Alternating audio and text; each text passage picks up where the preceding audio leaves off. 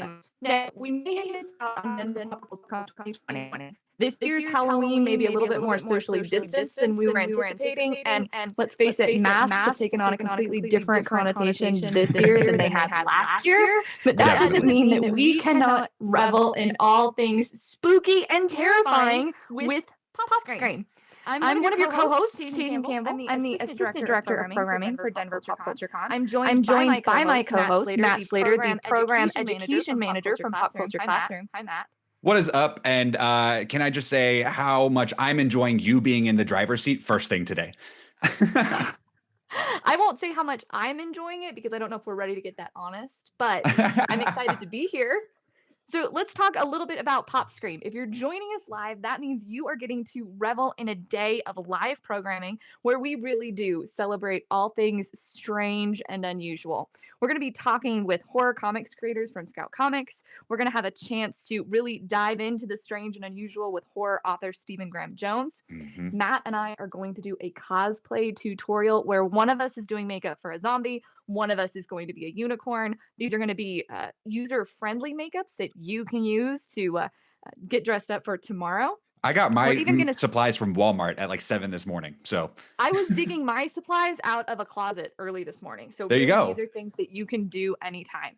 And really, we just are going to spend time having those conversations and panels and experiences that we love so much about con that we didn't get to have this year. We're streaming live across all Denver PopCultureCon and Pop Culture Classroom social media pages. We're on YouTube. We're even on our weekly shows channel, PopStream. So if you're watching us live, make sure to engage in the comments, ask questions, give Matt and I a hard time, ask questions of our guests. Just enjoy what PopScream is going to be. We already have some people saying hi on Twitch. They're saying, yo, Christopher on YouTube says he's looking forward to the sessions today and the costume photos. So I'm excited. It's going to be so much fun. Yeah. Costume photos. Matt, do you want to talk a little bit about that? Tajan, did you by chance see the photo that I shared this morning that I hashtag PopScream?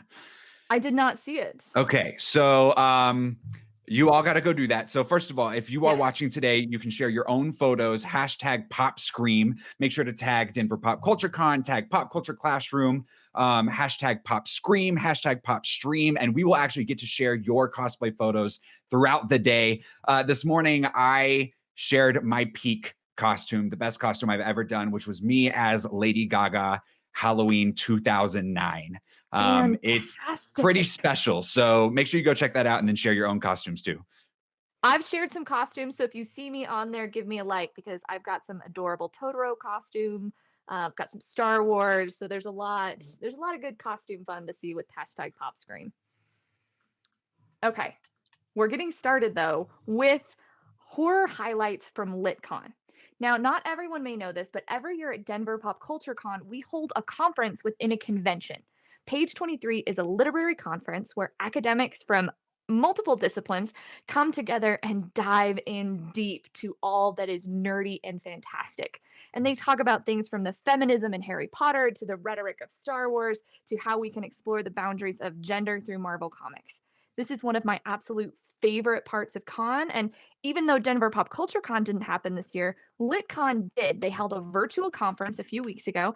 And today we're going to get to watch a few of those panels. I feel like these panels are like the ideas that you have spurred at the bar after a couple of beers. But then these guys are the actual academic professionals that go and research that stuff and put in the actual work that you may not be able to put in after those couple of beers.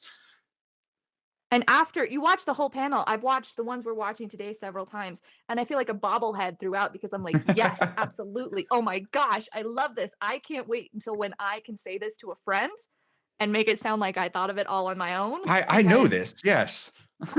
Did you know about gender dynamics in the Hulk? Hey, you at least have your PhD, so you can sound really legit when you do that. That's true. Oh no, and we lost Tajan. She might be coming back here in a moment. But let's see, she's trying to come back. We might have her. Okay. Well, our first panel that we've got going on today, I believe, is called The Hulk Smashing Boundaries.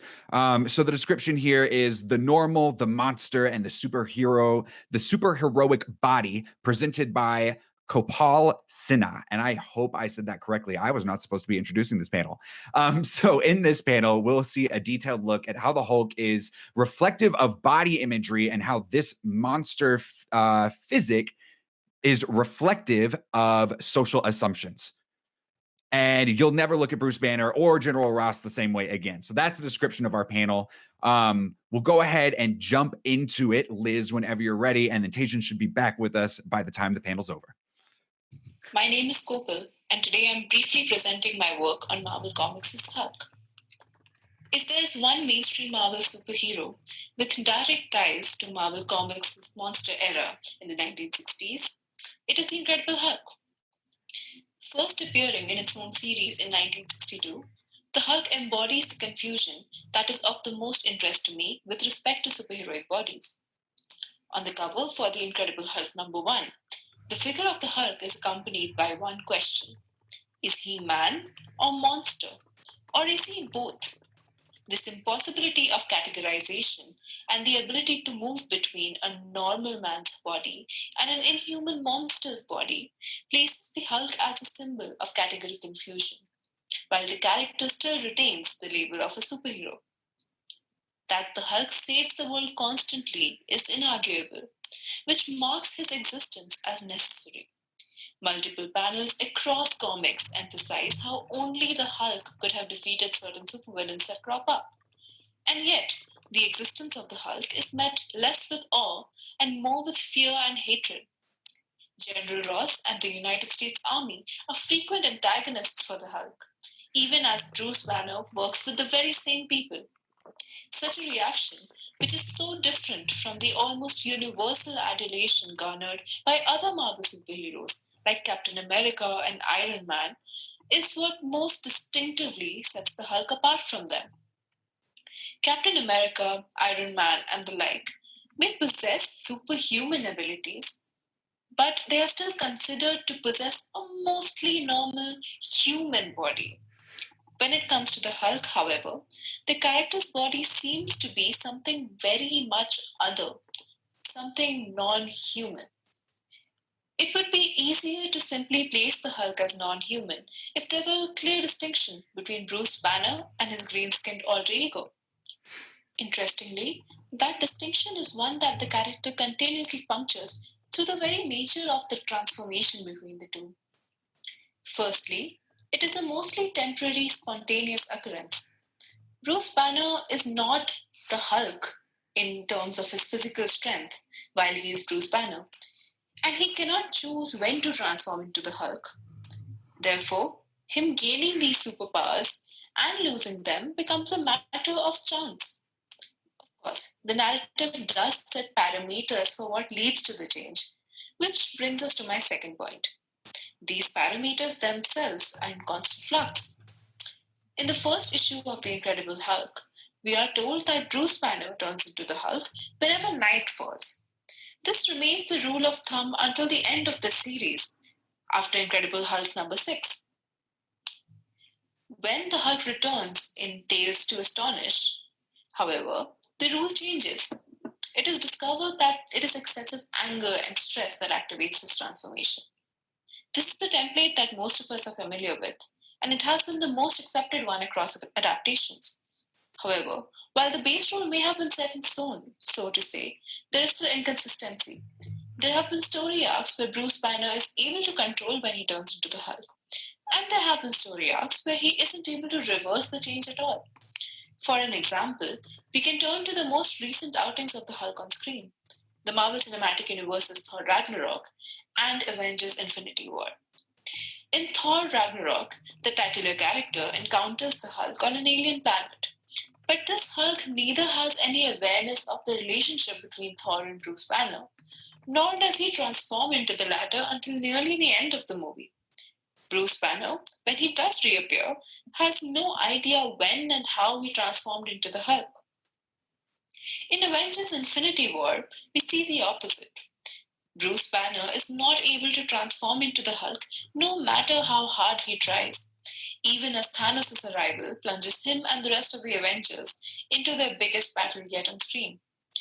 Both of these are two sides of the same issue.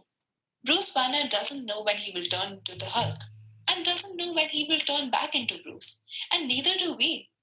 This is not an issue of changing in and out of costume, but rather it is a physical transformation from a supposedly normal body to an inhuman one. So, what we have established here is that Bruce Banner's propensity to turn into a giant green monster is unpredictable, despite whatever parameters have been set for the transformation. There are always exceptions. There is always a doubt as to whether Bruce Banner will return or not. This makes this transformation especially dangerous. Even when he is in Bruce Banner's form, the possibility of changing into the Hulk still looms over the scientist. And as the Hulk, he can at any point return to a physical body that the Hulk abhors. Then we have the second interesting point, which I have briefly mentioned earlier. Are Bruce Banner and the Hulk separate? Does Bruce Banner cease to exist when the Hulk takes over? And what does it even mean for the Hulk to take over? This is where things get really blurry in the comics. What the comics suggest is that there is something of Bruce Banner's mind in the Hulk, but also that Bruce Banner is also influenced by being the Hulk. The arc in Tales to Astonish number 70, where Bruce is able to retain his mind while bodily transforming into the Hulk, is particularly interesting here. Even though this is presumably the mild-mannered Bruce Banner in control, he appears to be slightly more prone to anger and lean more in favor of violence. As his friend Rick Jones notes, Bruce seems to be becoming more like the Hulk mentally as well, in addition to physically being the Green Giant. We return here to the question that we started with. Is he man, monster, or both? Well, it would appear that Bruce Banner and the Hulk exist as or both, supposedly separate, but actually flowing into each other. This has become even more the case with the evolving use of technology in representing this character on screen. Earlier screen adaptations include the 1977 TV series and the 3 television films that spawned. Made in a time when the use of special effects was not that widespread, the Hulk was played by an actor whose skin had been turned green, probably through the use of paint. However, to make sure they could show the distinctiveness between Bruce Banner and the Hulk, they were played by different actors. This changed for further adaptations, of course. In Mark Ruffalo's iteration of Bruce Banner and the Hulk, CGI has been used to make the Green Giant's face appear similar to Ruffalo's. This just blurs the boundary between Bruce Banner and the Hulk even more, compounded by the Professor Hulk version that appears in Avengers Endgame, where Ruffalo's voice is used as well. This goes much further than Edward Norton's 2008 version of the character, where a similar hairstyle and the same nose shape tied the Hulk and Banner's appearance together. What I have been talking about up until now has been the crux of what drew my interest to the Hulk as a character, especially as a character with a non-normal body. For the purpose of my research, the fundamental question for the character remains still whether he is man, that is normal, or monster, that is deviant, in terms of the body. The Hulk, by virtue of the confusion he creates for this binary of normal and deviant, exposes what I like to call normal trouble. This idea is based on Judith Butler's concept of gender trouble and Robert McCrue's expansion of the same into ability trouble. What it basically means is that being normal is pretty much an empty category, relying on everything that presumably lies outside the realm of the normal to define its boundaries. This boundary, however, is what a superheroic body like the Hulk muddles up. The way I have been thinking about the term normal is best explained through Leonard J. Davis's exploration of how it came to enter general discourse. In his introduction to the Disability Studies reader, Davies connects the entrance of the word normal in common use with the field of statistics, which, he writes, had an integral role in constructing the concept. Statistics define normal as that which has the majority of the population in compliance with it. The characteristics that are possessed by the maximum number of people then become normal, while other less prevalent characteristics are relegated to the category of deviations or abnormalities. To even constitute a normal involves creating the category of deviant. This is what Davis calls the tyranny of the norm. For him, the normal curve or the bell jar curve is a symbol of this tyranny, representing deviance at its extremities while the normal stands tall at the center. The existence of such a curve accompanies a definition of what is normal. Now, a possible representation of bodies in the statistical register may look similar to this figure. Please note that this graph has no statistical backing or significance. It is merely an example of what normal curves generally look like. It does, however, follow the general shape that any normal curve possesses. As you can see, there is no singular point which is normal. Neither is there a singular non-normal entity.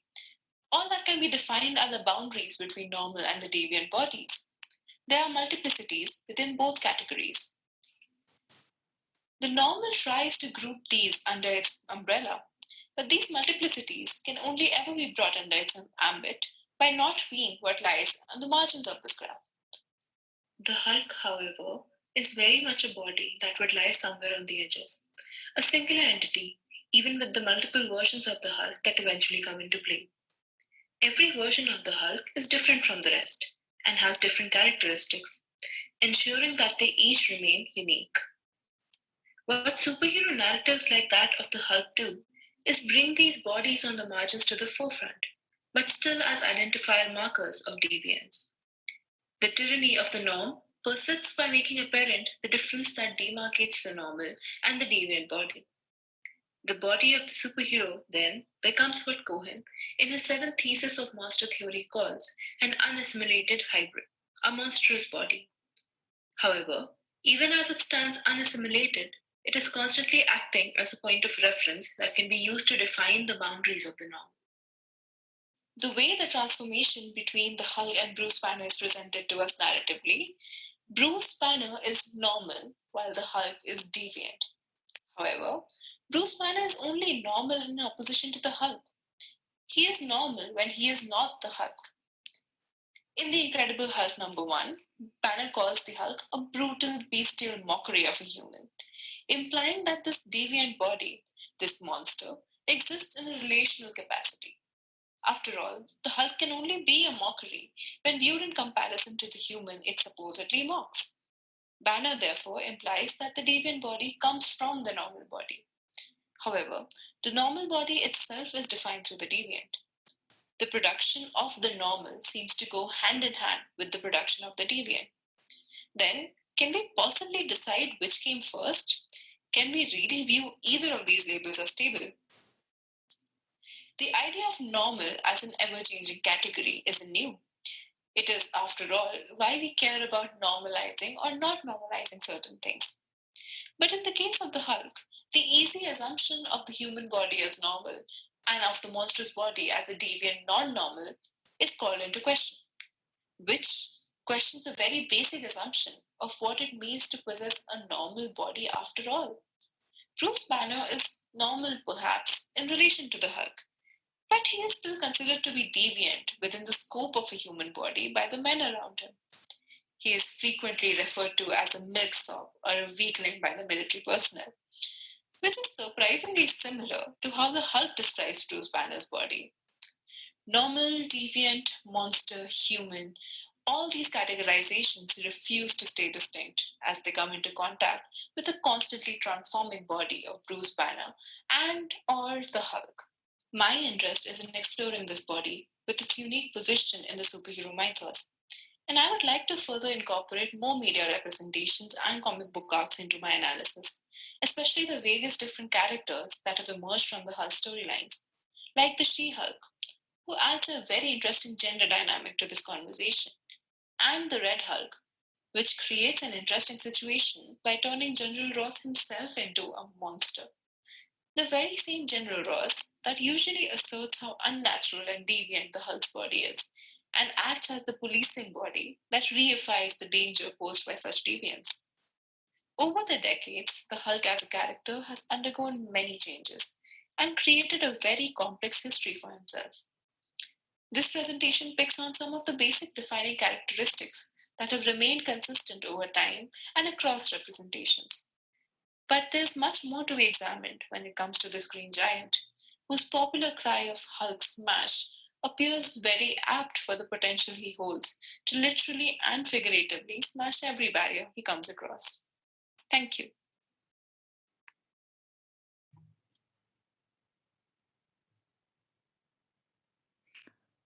All right, Matt. I had the opportunity to watch these panels early, but you didn't. So I'm just excited. What's your response? I'm digesting all of this in the moment, which may not have been the best idea, but it's cool. I had a couple of thoughts as I was listening to it. So I mean, obviously this is PopSCREAM, and we have the monster theme coming around. One thing that I noticed immediately was which I had never really thought about before, and now I'm like, why have I never thought about this? But the comparison of the Hulk to Dr. Jekyll and Mr. Hyde, right? Always trying to figure out, who's the true person. Is Dr. Jekyll part of is Mr. Hyde a part of Dr. Jekyll? Are they different persons? And we have the same thing here with the Hulk and Bruce Banner. But what's interesting to me is there's also the terrifying concept of Bruce Banner, at least in parts of it, is always, or at points, he's terrified that the Hulk is going to take over, that non-normal part of him that we're talking about. So if Bruce Banner represents quote unquote normal, being defined by everything outside of the normal, what he's scared of is that not normal, the unfamiliar coming and taking over, right? And I think there are so many themes there that we can kind of pick out as a society, what we deem to be normal, what is outside that normal, and what we do to try and control that normal, even though, like the presenter said, it's always shifting. One thing that I really loved about this panel was how much attention it brings to the body in the moment. Something that we don't always think about, the way that we interact with the physical world and how our physical bodies change that. And how with Halloween, we're really adopting an entirely new persona, new physical feature for a time. And there's reveling in that, but here we see that other side where, when, as you mentioned, you have no control over that, how I guess, excitement changes. Because for most people, if they were like, could I be the Hulk for a day? Yes, please.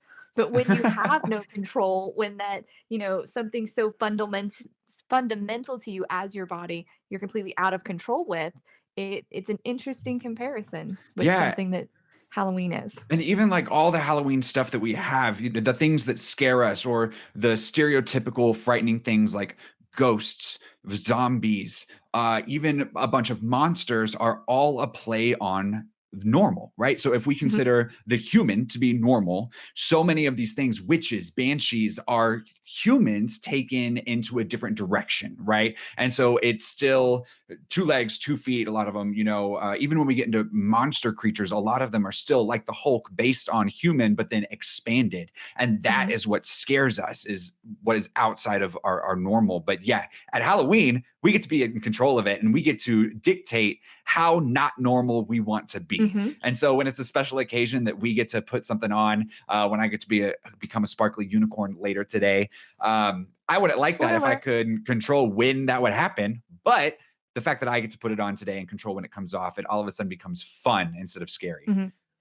There's also that great comparison with the morality behind the monster, right? Because if we think back to the not so loved Edward Norton version of the Hulk, we get the abomination in that movie, which is the Hulk, but just with bad intentions, and how that defines the way people perceive who we are.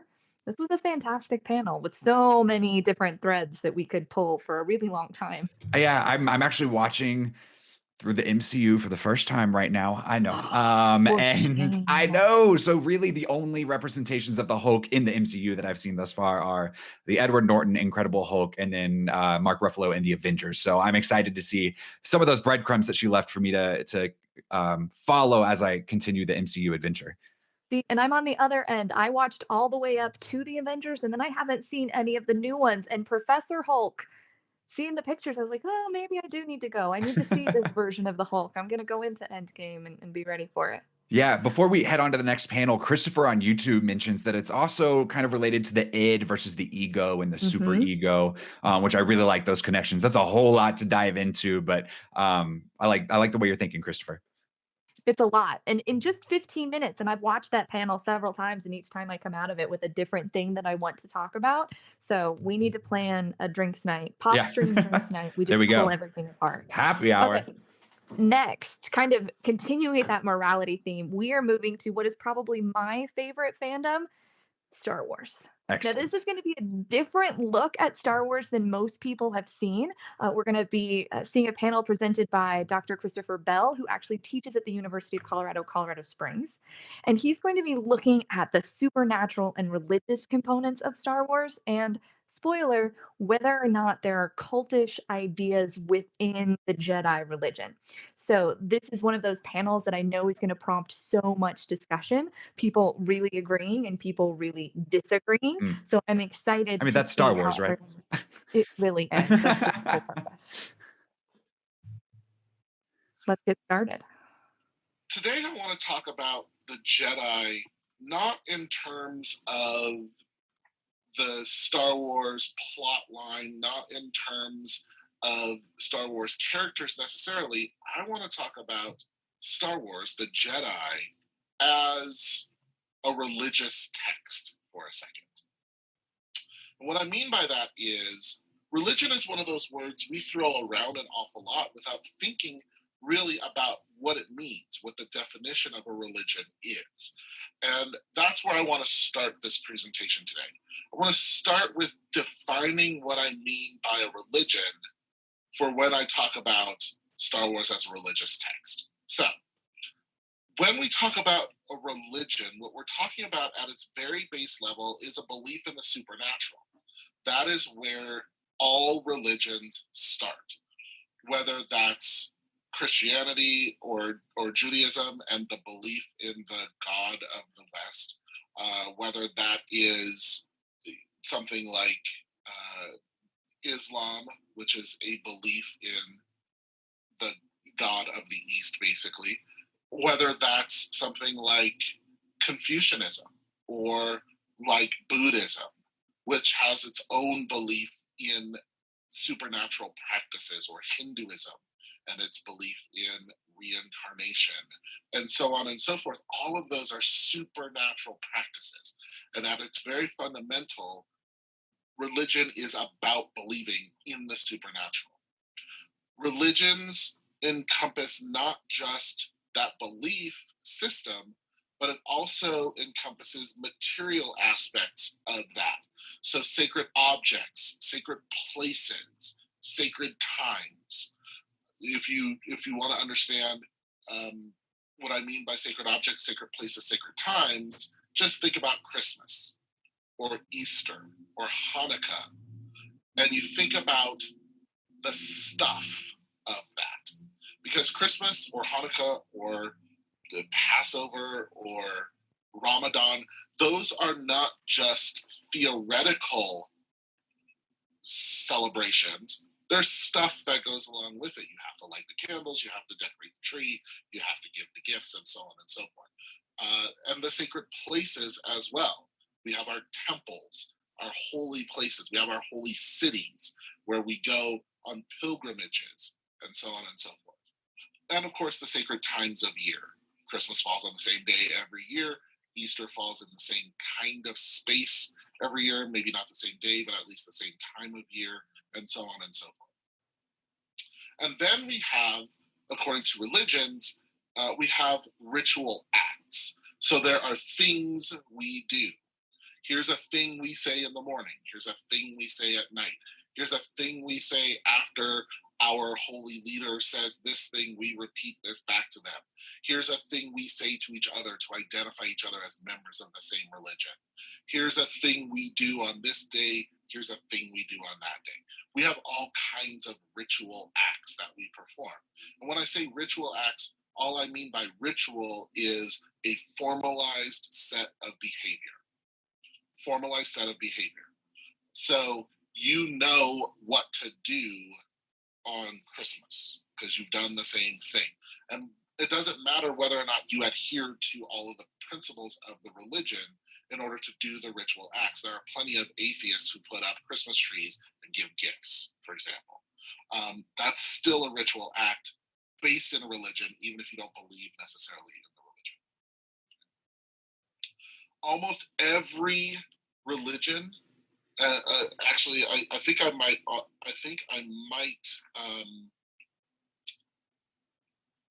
say every religion really has a moral code, and that moral code comes from the supernatural. We have the 10 Commandments because Moses went up on a hill and God spoke to him and he carved them into these tablets and brought them down the mountain. That's our moral code, and they have their origins in the supernatural. This is what we do because this is what our religious figures said we should do. So religions are moral codes. Right? And every single religion in the world is really steeped in a sense of mystery. In a sense of mystery. You're supposed to get religious feelings. In the Christian religion, particularly in Southern Baptist and in Southern Catholic for that matter, spaces, this is, getting the Holy Spirit, right? You're supposed to catch the Holy Ghost, right? There's a sense of mystery about where that religious feeling comes from. So when we talk about a religion, that's what we're talking about. We're talking about these times and spaces in which these things happen. And when we catch those religious feelings, we then are supposed to commune with our holy host, whatever that is. And we do that through prayer. Some religions do it through sacrifice, but that's really what it is. It's communication. And communication and commune have the same root word, right? So I am communing. I am communicating with a higher power. And I use those ritual acts, that moral code, and that commune with my spirit in order to organize my worldview. So my religion has a lot to do with the way I see the world. And interestingly, I would say that most religions go out of their way to shape the worldview of their adherents. And a lot of, and I would include atheists in this, by the way, because most atheists put their faith in science, and science follows all of the requirements of an actual religion. Science is religion in and of itself. Science is based on faith. Faith in such a thing as objective knowledge. So, and it falls into all of these other categories as well. You don't understand gravity. You don't. Gravity is a belief, right? And then we create social groups around these rules. Okay, that is what a religion is. This is when we talk about a religion, what we mean. Okay, so let's talk about the Force. In Star Wars, the Force operates in a very specific way. And while I would love to give George Lucas a whole bunch of credit, I don't, because he's not that clever. The Force is very closely tied to the very earthly religion of Taoism. Taoism is an ancient Chinese religion. It spreads across southeastern Asia to places like Japan and Korea and Vietnam, all the way through most of that Asian subcontinent, but it really gets its start in China. And Taoism is really tied specifically to, interestingly enough, the Tao. And the Tao is this universal life force that flows around and within all things. So we can already see where the Force really gets its roots. It gets its roots in Taoism. And if you're still not convinced, keep in mind that the Force, this universal life force, is embodied in you as the Qi. The Qi is your life force. And a Qigong is a person who has mastered their will, who has mastered their Qi. And Qigong looks an awful lot like Qui-Gon Jinn, right? So If we thought maybe it was connected to Taoism before, we absolutely know in the newer texts it's specifically tied to Taoism. Now, the Tao is only one half of Taoism. The other half is the Day. And the Day is acting in concert with the Tao so that you can act without acting. And so this is really like using the Force. Right? The universe itself has a flow. And learning how to, Taoism is about learning how to align to the flow of the universe. You align to the flow of the universe, and that is the way of life. This is the way. Okay, so the Force is very much tied to earthly religion, which means that the Jedi Order is a religious organization because it's surrounding this religion. It's surrounding the religion of the Force. And Han Solo even says in the first film that this is ancient religion, right? The Jedi are ancient religion. So, the Jedi have been around for a long time. The Jedi are the guardians of peace, and they've been the guardians of peace for over 1,000 generations. They have been a force in the Star Wars universe forever, for 1,000 years, for 1,000 generations, right? And the Jedi Order lives by the Jedi Code, which is its religious mantra. There is no emotion, there is peace. There is no ignorance, there is knowledge. There is no passion, there is serenity. There is no chaos, there is harmony. There is no death, there is the Force. Okay? This is the Jedi Code. The Jedi Code is adhered to by the Jedi Knights, by the Jedi Order, and the Jedi Order is ruled by the Jedi Council. The Jedi Council is made up of 12 Jedi Masters and 1 Jedi Grand Master. So when the Jedi Council was in existence in the prequels, so in the prequels, the Jedi Council exists. By the time we get to the Star Wars as we know Star Wars, the Jedi Council is no more because most of the Jedi are dead. So when the Jedi Council was in full existence, there was 12 Jedi Masters and 1 Grand Master. That Grand Master is Yoda. And then the Jedi Masters are made up of a lot of people. Kit Fisto and Mace Windu and so on and so forth, right? And there's an allegiance to the Galactic Senate, but the Jedi operate with autonomy. The Jedi are not governed by the Galactic Senate. They operate outside of the law without interference. They are extra-governmental. They do not exist under the government. Okay? So, this Jedi Council gets to do whatever it wants to do and kind of loosely operates with the military and the Senate. And then along comes Anakin Skywalker. Here's Anakin Skywalker. And Anakin wants to be trained by the Jedi Council. Or more specifically, Qui-Gon wants Anakin to be trained by the Jedi Council. And everyone kind of doesn't want that to happen, but it turns out that, yeah, okay, we're going to go ahead and train him, right? What are the tenets of the Jedi Council? Well, number one, there's an unquestioning commitment to a leader. That unquestioning commitment is to Yoda. Yoda is the leader, and what Yoda says kind of goes.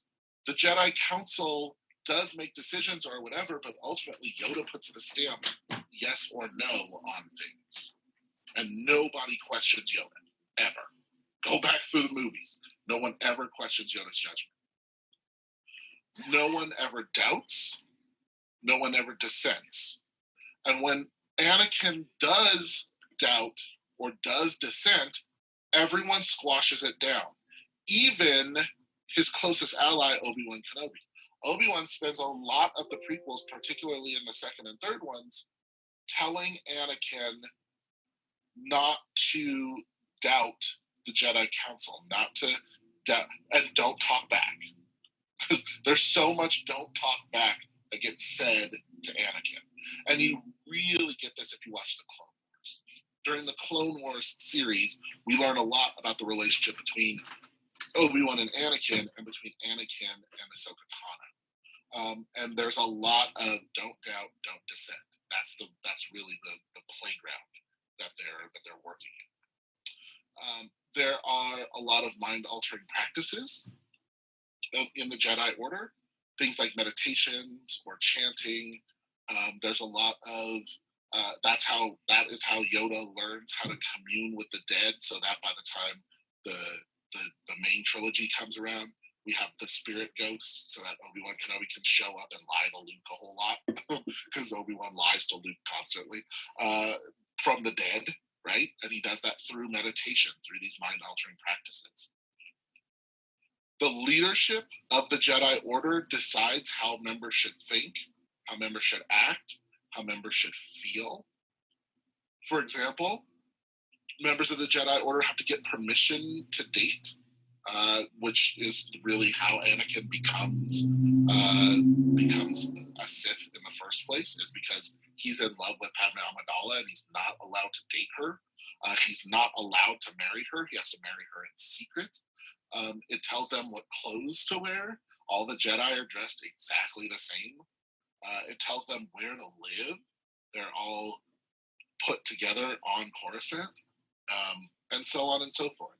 And it sends, because it's kind of a pseudo-military organization, it sends people to live where it wants them to live. Anakin is sent and stationed in different places throughout his young adulthood because the Jedi Order tells him so. The group is elitist. They claim exalted status for themselves and their members. The Jedi get all kinds of special treatment all the time. They are absolutely elitist. Everyone around them knows that they are the elite. Everyone around them treats them like they are the elite because they have magic superpowers and laser swords. So they get some special treatment, but it's definitely an elite group. The group operates under a polarized us versus them mentality. The us being the Jedi, the them being the Sith. But then also the us versus them becomes the rebels versus the Empire. So that group does operate under this us versus them mentality. And their leader has no accountability to any authorities. Yoda answers to nobody. Lots of people answer to Yoda, but Yoda has no accountability to any sort of authority whatsoever. Another reality of the Jedi Order is that the leadership induces feelings of shame or guilt, and they use that to control their members. The leadership shames Anakin constantly. They make him feel guilty constantly. He's not supposed to feel sad that his mom is a slave, or that she gets kidnapped by sand people, or that she dies. He's not supposed to feel that. And they shame him about feeling that all the time. They shame him about being mad that he can't marry the woman he loves. And they guilt him into not doing it, and then they guilt him into doing it in secret, right? And that goes along with this subservience to the group that requires him to cut his ties with his family and his friends. So he's not allowed to see his mom. They take him away from her and leave her as a slave. They take him away to train him as a Jedi. He never gets to see her again. She dies before he ever gets to talk to her again. He's supposed to not have this relationship with Padme. And when she dies, everybody acts like it's weird that he turns to the dark side. He's not supposed to have any affiliation other than to the Jedi.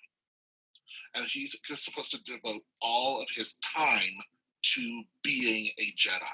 There is no such thing as an off-duty Jedi. He doesn't get to just go. There's that one weird scene with terrible acting where Anakin and Padme are having a picnic, but they have to do it in secret because they're not supposed to be taking time off to have a picnic. That's not a part of his job. And so he's supposed to devote all of his time to being a member of the group, and his entire life is the context of being in that group. He cannot have a life outside of the Jedi Order. He can't be married. He can't have kids. He can't be with his mom. He can't do anything other than be a member of a group. Well, if you look at these components, if you look at all of the things that the Jedi Order is, these are also all of the components of a religious cult.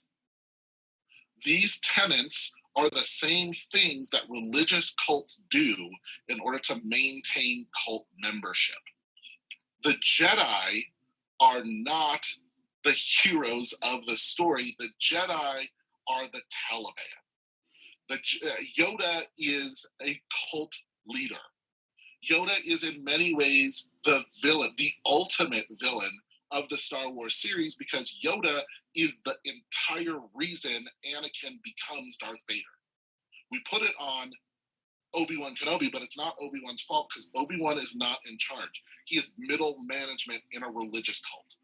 Yoda is the one who forces Anakin down a path where he has no choice but to turn to the dark side, because his own religious cult rejects his entire feelings, his entire thoughts, his entire emotional well-being, his entire mental health. And then when he slaughters a room full of children, they wonder, well, why did that possibly happen? With taking no accountability or no responsibility whatsoever for the religious cult that they put him in, that they raised him in from the time he was 10 years old. So, Anakin Skywalker joined a religious cult, and Darth Vader is the direct result of that cult membership. Hope you enjoyed this presentation. I hope that you have some really good discussion around this presentation. I hope you enjoy the rest of the Page 23 conference. All right. To be honest, this is a hill that I planted my flag on years ago. But as Matt was saying, this panel gave me the terms and the concepts to use. So I loved everything in this. But Matt, I'm excited to hear. Are you a Star Wars fan? That was fascinating. I enjoy Star Wars. I would not consider myself a member of the fandom. I've seen all of the core 9 films. I saw the Han Solo and the Rogue One flick. But what I was thinking about most actually while watching this was I recently played Jedi Fallen Order. Did you play that? Yeah, that was really good. I enjoyed that a lot. And man, I have never disliked the Jedi more than when I was watching Chris talk. It's very interesting thinking about it in that way, and how their staunch ideas and the unwillingness to waver on those ideas or entertain questions about those ideas is what leads to dissent and trouble. And so I used to be a classroom teacher. I taught elementary school for 6 years. And it even goes back to that. If you don't allow people, the ability to question and get their questions answered, and you just say, no, I am the authoritarian, you do what I say, you are always going to have problems. I taught at an elementary school that shall not be named at one point that had a behavior system that I did not agree with, that was very much that. Like, you will sit with your hands folded, you will follow my directions, and you will not question me. And then when we had behavior issues with the kids, everyone wondered why. And it was like, well, this is how people are. And I was thinking about my experiences in the church growing up. And thankfully, I'm from a church that does encourage questioning and things like that. But it really just put it in a different light for me. Especially when you think about, related to Halloween, these questions of good and evil. When you have that very black and white mentality, it comes down to how it's presented to you. And through all of the Star Wars movies, we're presented with the Jedi Council as the epitome of good.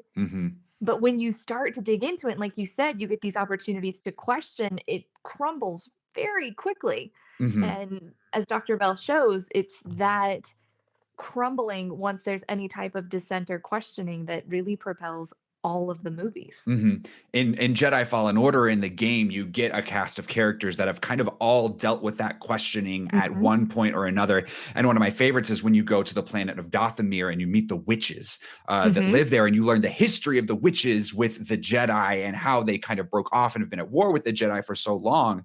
And for someone whose eyes are not open to all of those experiences outside of just that Jedi circle, right? You may not be able to see the negative effects that that sort of control has been able to have across the galaxy, right? And so being able to see those little stories, putting Anakin's transformation in this context, it really paints them in a different light. And I've never thought of Yoda when he said that Yoda is the ultimate villain. It just goes to show that good intentions can only go so far, because if you go about them the wrong way, then you become the villain. One of the things I love about the Star Wars extended universe, if you ever get into any of the books, is how you get to see those perspectives of characters that are painted as purely evil in the movies.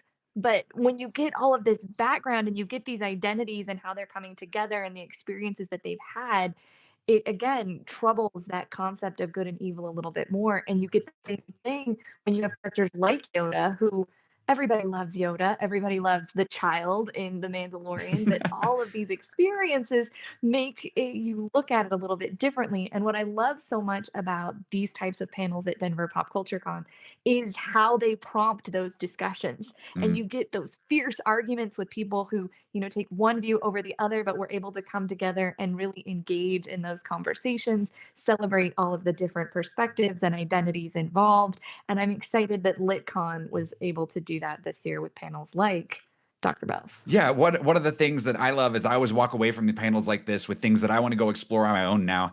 And I love doing my yoga. I love to be the spiritual, like, yes, let's connect with the universe and let's feel the energy. And now I want to go study Taoism because it seems like that might be right up my alley. And I loved the connection with Qui-Gon Jinn. That blew my mind.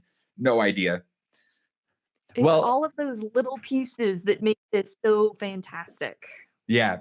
Tajan, one of the things that we are going to be doing throughout the day with all of our guests, and of course we can't ask our presenters here, but we have some Halloween questions that we are asking everybody. Each other the Halloween questions? That's what I thought. As I was looking over all of our shows for today, I was like, oh, we haven't gotten a chance to answer these ourselves. So Tajan, I'm going to ask you these 5 quick Halloween questions that we'll be asking everyone today. And then you can ask me or I'll just answer them. But we're going to be kind of keeping track of everybody's answers throughout the day. So the first one is... Put your answers in the comments if you're watching. If you're watching, let us know. So the first one, do you prefer things that are spooky and have kind of a spooky vibe, or things that are like scary and meant to terrify you? I am a spooky. I like things that are mildly scary that kind of make you giggle, but I don't particularly enjoy things that are outright terrifying. I like them both. I think scary is good at the right time. I can only do it every now and then, but when I get something that truly terrifies me, it's an exhilarating experience. I always have to balance. Like if you watch a scary movie, watch a happy movie afterwards. So, you know, you don't get too far into the spook. Right. Playing Resident Evil 7 in virtual reality is the most terrifying thing I've ever done, but also one of the most fun things I've ever done. And I don't know what that connection is. I need to do some research on that, how that works out. Deeper psychological things that you're going to want to explore with that. Okay, here's the next one. Zombies or ghosts? So especially like in Halloween and horror fiction, do you like zombie media or do you like more like haunting and ghosts? No, I love a good zombie movie. I think I've seen all of them. And I like to rewatch them. So give me a good, gory, is that terrible to say, zombie movie, and I'm with it all the way. I'm right there with you. 28 Days Later is one of my absolute favorites. There's so many great ones. Okay. Your favorite horror movie, game, book, or comic? Oh, well, that's too many. I guess your favorite horror property. Horror property. I read Bram Stoker's Dracula every Halloween. I think it is one of the most interesting books, just in the way that it's set up and the narrative and the combination of different perspectives. So if I had to pick like one classic horror IP, it would be that. Nice. I have to go with the book version of Stephen King's It. We talked about it Okay. yesterday on the PopStream AV Club. It is a huge novel, 50-hour audio book, but man, it stuck with me when I read it a few years ago, and it is in my top 5 books of all time, for sure. I have to say, watching the PopStream AV Club yesterday as you talked about it inspired me. I put it on my library list. Yes, there you to go. read it. So if you guys haven't read it, we'll do it together. And the audiobook is fantastic too. Another good way. All right, 2 more questions. What's your favorite Halloween costume you have ever put together? Every year for many, many moons, my family went as Star Wars. We did the whole thing. We had Darth Vader and we had a baby Yoda and we had Jedi and Boba Fett and Jango Fett. And it was this big collection of people, and we would just walk wherever we were with Star Wars music playing. It was amazing. So I would go with that. My Star Wars costumes are the best. The one How about you? I wish I had pictures of this one, and I'm scrubbing my phone to find them and I can't. But 2 friends and I went as Charmander, Squirtle, and Bulbasaur one year, and we evolved throughout the evening. Oh, And so my current goodness. husband, who was Charmander at the time, we sewed these tails onto like vests and jackets and things, and then out of a umbrella, he created giant Charizard wings that he could like Ah, flap up. It was a ton of fun. not only is that amazing, but it's also adorable that you did it together. We did, We'll have yeah. to find pictures. It was also his boyfriend at the time, but whatever. It's all good. Okay. It was fun. So It was half a of the great. pictures. Exactly, right. And then the last one is, what is your favorite Halloween treat? Favorite Halloween treat. This is going to be, one of those polarizing things, and we may lose followers now. Don't say it. Don't do it. You're not I about to love say candy corn, are you? corn. No! Yum! No! I love it. I actually have a giant bowl of those. It's candy corn, and the pumpkins are actually the best. They're amazing. So, We can ladies make and so many. gentlemen, I'll be hosting the rest of the show by myself. Tajan's not allowed back. No, but really though, that's excellent. Sparring Creature on Twitch says, "Dude, I love candy corn." So there's some people See? with you. The candy corn eaters, we need to unite. We also had some really good costumes. Angie says that she loves Shaun of the Dead. It's her favorite property. Her favorite costume was Tonks from Harry Potter. And then my favorite treat, as when I was trick-or-treating as a kid, I always wanted to find crybabies in my candy. Do you remember crybabies? I do. Like the sour candies. They made were you like cry. sour jawbreakers, but they turned into gumballs. They were my So we favorite. really came at it from exact opposite angles. I'm eating like just formed sugar. You're eating the and you're devil's eating food. Sour. And I'm eating the food of the candy of angels.